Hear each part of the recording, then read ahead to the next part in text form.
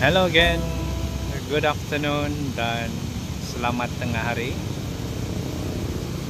Dan terima kasih kerana masih menonton video saya sehingga hari ini. Saya harap kamu semua sihat. Sekarang ni kita berada di area berhadapan dengan salah satu entrance untuk masuk ke KLCC, dan yang ini merupakan salah satu attraction dan tempat yang sering dikunjungi oleh pelancong-pelancong dan penduduk-penduduk Malaysia. Jadi seperti yang kamu boleh nampak everyone, di area kawasan sini ada banyak bangunan hotel, dan salah satu bangunan hotel yang saya mahu tunjukkan kamu di dalam video ini adalah Grand Hyatt Hotel. Jadi apa beza Grand Hyatt dengan The Future Park Hyatt Hotel? Jadi jangan kamu pergi dahulu. Sebelum tu saya mahu tunjukkan kamu cara-cara untuk ke sini. Cara untuk ke Grand Hyatt KLCC boleh ikut laluan LRT. Daripada shopping mall Suria KLCC ada satu underground tunnel yang kamu boleh ikut untuk shortcut terus kalau mahu ke area convention center atau bridge yang kamu boleh gunakan untuk ke Bukit Bintang. Tadi everyone, kita berada di area sana. Jadi kalau kamu mahu ke area lobby Grand Hyatt Hotel, kamu boleh pergi ke area kawasan Menara Darussalam. Di sinilah everyone merupakan salah satu tempat untuk melihat bangunan yang tertinggi di Malaysia. Jadi mana-mana kamu yang tertanya-tanya sekarang ni kita berada di mana? Yang ini merupakan kawasan platform LRT Pasar Seni Station. Jadi cara-cara untuk ke sini sangat-sangat mudah. So tadi kita berada di area kawasan KLCC. Jadi kalau mahu ke Pasar Seni boleh gunakan train laluan Kelana Jaya Line kalau mahu ke Pasar Seni. Dan untuk ke area kawasan Merdeka 118 boleh gunakan laluan MRT ke stesen Merdeka.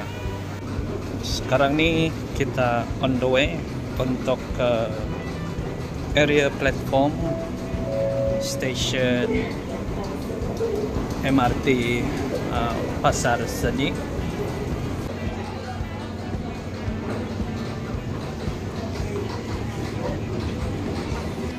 Memang sangat maju. Pengangkutan awam yang ada di Malaysia ni sudah lama semakin baik. And then pada bulan 1 Mei nanti akan ada ditayangkan movie Marvel Studios. Jadi inilah dia salah satu pelakon yang ada membuat terjunan scene di Merdeka 118. Disebabkan scene tersebut, sekali lagi Merdeka 118 telah mendunia. Jadi everyone, inilah dia laluan in the future yang mana pengunjung-pengunjung boleh ikut kalau mahu ke area Merdeka 118. Salah satu attraction utama tu adalah bangunan yang tertinggi di Malaysia the amazing and most iconic Merdeka 118 Tower. Dan yang ini pula everyone merupakan attraction yang kedua di area sini, iaitu 118 Mall. Jadi yang ini merupakan progres setakat hampir bulan Mei tahun 2025. Dan kamu boleh nampak sendiri eksterior bangunan shopping mall yang terbaru ni sudah semakin nampak lah.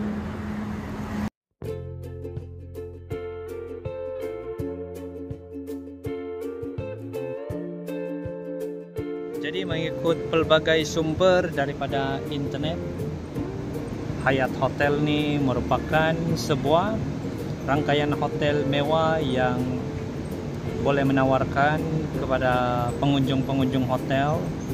Yang pertama tu penginapan yang selesa, dan yang paling best perkhidmatan bertaraf antarabangsa. Dan di sini juga kamu boleh menikmati kemudahan yang moden. Dan jika dibandingkan Grand Hyatt dengan Park Hyatt ni, kedua-dua pun merupakan jenama mewah di bawah kumpulan Hyatt. Jadi seperti yang kamu boleh nampak di awal video tadi, Grand Hyatt Kuala Lumpur ni terletak di area Jalan Penang berkaitan dengan Menara Berkembar Petronas dan KLCC. Jadi yang ni kemudahan utama dia adalah tempat rekreasi, kolam renang, dan yang tu kamu boleh tahu lebih lanjut daripada dia punya website di internet. Dan persoalan dia, adakah The Park Hyatt Kuala Lumpur akan bakal dibuka di dalam bangunan Merdeka 118 ini? As of now, yang ini merupakan salah satu tower yang tertinggi di Malaysia. Jadi kalau jadi The Park Hyatt Kuala Lumpur ni dibuka di sini, yang ini mungkin akan menjadikan salah satu hotel yang tertinggi di Kuala Lumpur, Malaysia.